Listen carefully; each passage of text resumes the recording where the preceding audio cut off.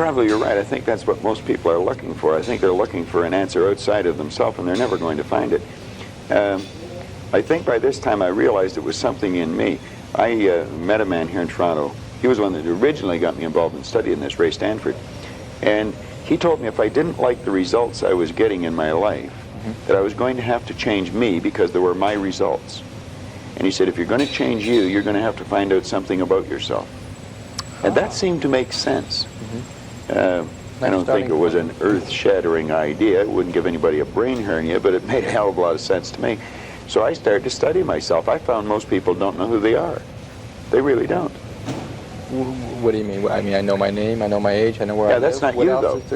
You know, that's just it. If you ask the average person who they are, they'll give you their name. They'll say, I'm Bob Proctor, but I'm not. Bob and Proctor are two words. My parents give them to me. They're called names, but it's not me. It's my name. Then somebody will say, well, this is me, but this isn't me either. It's my body. Like, you never phone down here to the studio and say, body won't be in today, it's sick. Okay. You know, we don't say am hand or am leg. It's my hand, my leg, my body, my name. Who am I? Well, that's an interesting question. And I believe if a person will start to study that and look for the answer, they'll find it. See, I think we live simultaneously on three planes of understanding. We're spiritual creatures, we have an intellect, and we live in physical bodies. Okay. But because we lack awareness or understanding of who we are, we're totally locked into a physical world, and we let things outside of us control us. 95% of the population are reacting to life. They're not really living at all. Okay. And would you call that one of the barriers to success? Oh, there's no question about it. I think there's two barriers. Success is a funny word. Nightingale had a great definition for it. He said a person's successful if they know where they are, and they know where they're going, and they're progressively moving in that direction. He said that success was the progressive realization of a worthy ideal. Anyone that has a goal and they're moving towards it, they're successful. Most people think that you're successful if you have a lot of money. Quite often you have a lot of money if you're successful, but it isn't. I wouldn't say Mother Teresa has a lot of money. Okay. No, but she's a pretty successful lady. So it's... okay, so that barrier to success... Well, there's a couple of them. Okay. I think there's two barriers. One is our conditioning. The conditioning that takes place in our subconscious mind from the time we're infants. All we can do is act and talk like the people around us. That's why we learn the language we learned. If there was 10 languages spoken in our home, we'd learn 10 languages without any trouble. There's usually one, and that's the only one we ever learn. And we grow older and we think, oh, I couldn't learn another language. We could learn 100 if we wanted to. You can do anything. But I think we're conditioned. We have a real strong conditioning, usually with not some very good ideas.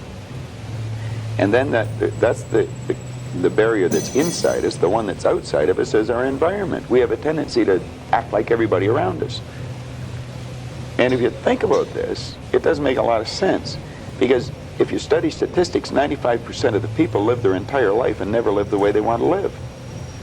You know that 95% of the population in this country, let's say in North America, the richest continent in the history of the world, they'll work productively, let's say for 40 of their 65 years, and they'll end up with hardly any money. Well, there's got to be something wrong. So there's not much. 5% of the people end up financially comfortable or independent.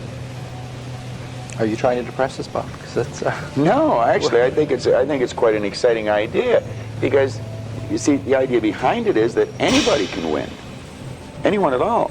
But if we start studying these statistics, I think we'll arrive at the conclusion, geez, I better start thinking for myself rather than follow everybody. Most people, they get a job, they look around, they see how everybody else is doing their work, and they start doing it the same way. They should stop and think, I wonder if any of these people know what they're doing. You know, is there a better way to do it? But don't we have a need to fit in? I mean, we don't want to stand out, we don't want to get fired, we don't want to make waves. Exactly. Exactly. Just fall into line, you know, take a number, be like everybody around. You know, that'd be great in the animal kingdom. But human beings aren't supposed to live that way. I think we should make a few waves. We should maybe stand out, be different. Not for the sake of being different, but because we are different. We all think different thoughts. And I believe we should start to think and build images in our mind of what we'd like to do and then set out and do it.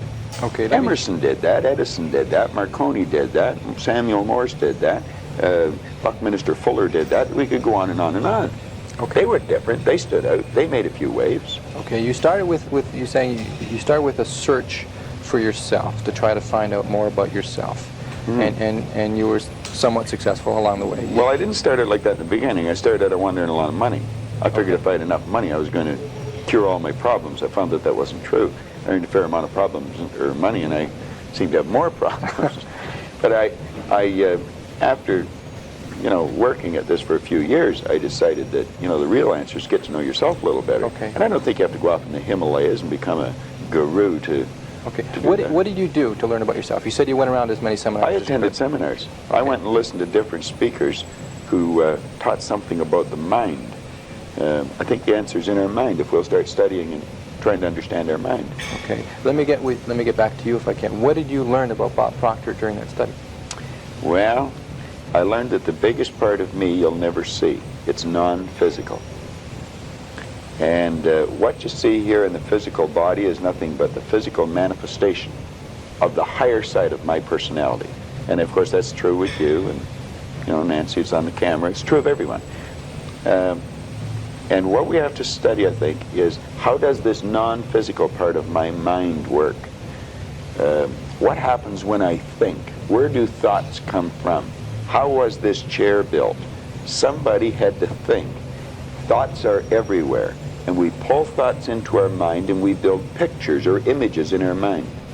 Okay. What we want to understand is that's the non-physical side of ourself that's doing that. If I can build an image of something in my mind, I'm quite capable of building a physical replica of it in my world. So if I build an image of me as a happy, relaxed person, I can live like that. If I build an image of myself as